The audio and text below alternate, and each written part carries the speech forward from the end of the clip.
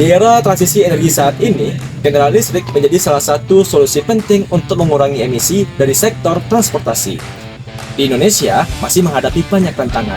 Salah satunya adalah keterbatasan stasiun pengisian daya dan juga ketergantungan masyarakat terhadap bahan bakar fosil. Panel surya menjadi salah satu solusi energi bersih, tetapi penerapannya pada kendaraan listrik terbatas oleh luas atap yang sempit, sehingga energi yang dihasilkan pun tidak maksimal.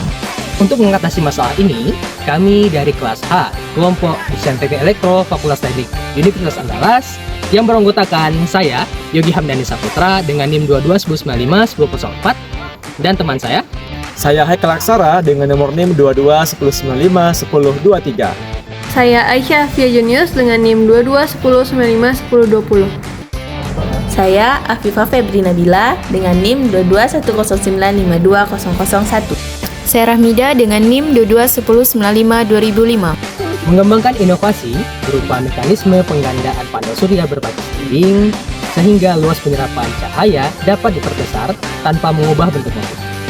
Pada Desa Teknik Elektro kali ini, kami merancang prototipe yang mampu memperluas area panel surya sehingga bisa memperluas 4 kali lipat, di mana satu panelnya akan tetap berada di bagian tengah dan 3 lainnya bisa bergeser ke kanan, ke kiri, dan juga ke belakang.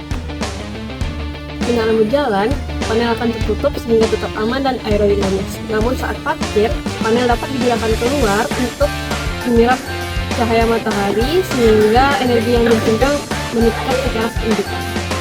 Dalam desain perancangan panel elektro kali ini, kami menggunakan beberapa komponen utama seperti itu ada yang pertama itu ada panel surya, itu sebagai penghasil energi, dan juga kami menggunakan aluminium yaitu sebagai untuk membentuk rangka utamanya. Yang ketiga kami menggunakan relaci itu sebagai jalur pergerakan panel. Yang keempat, kami menggunakan motor DC 9 volt sebagai akselerator penggerak. Dan yang kelima, kami menggunakan link switch sebagai pembatas gerak dan mencegah kerusakan. Selanjutnya ada Arduino Mega sebagai sistem kendali pusat pada kontrol kali ini. Selanjutnya ada motor driver head split untuk sebagai mengatur putaran motornya. Dan terakhir ada LCD untuk menampilkan kondisi panel yang aktif.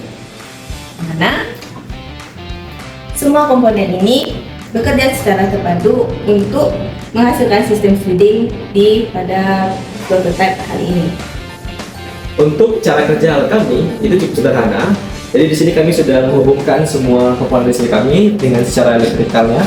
Nah, di sini kami ingin melihat terlebih dahulu untuk komponen pertama adalah saklar 2 arah. Yang ini nanti akan memberikan inputan kepada Arduino untuk mengatur kemana arah bukaan dari panel surya kami. Kemudian ketika salah satu arah dipilih dari saklar ini, nanti Arduino akan memberikan sinyal kepada driver motor untuk membuka ataupun menutup panel berdasarkan bukaan yang kami atur menggunakan saklar.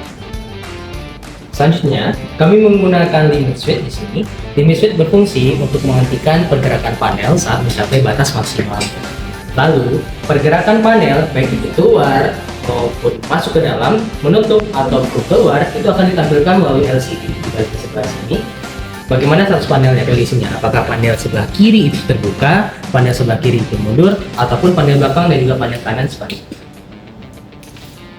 Salah satu contohnya, di sini kita akan menggerakkan panel sebelah kanan, di mana pada push buttonnya tadi, jika kita tekan tombolnya, maka panelnya akan bergerak. Kita coba. Oke, ketika sudah mencapai titik tertentu, nanti panelnya akan berhenti karena mengenai limit switch. Nanti kita tekan tombol mundur sehingga panelnya bisa kembali mundur ke belakang. Tekan. Jadi dapat kita simpulkan dengan pengadaan panel dengan metode geser ini dapat meningkatkan luas permukaan panel yang akan menyerap energi listrik. Selanjutnya juga tidak akan mempengaruhi dari desain dasar dari kendaraan tersebut, di mana prototipe ini dapat bekerja dengan baik, stabil, dan juga bekerja dengan operasi yang aman. Dan juga prototipe ini dasar dari pengembangan untuk penggunaan panel surya dalam transportasi listrik di masa depan. Berikutnya inilah video pada saat kami melakukan pengujian alat dan pengambilan data yang telah kami lakukan.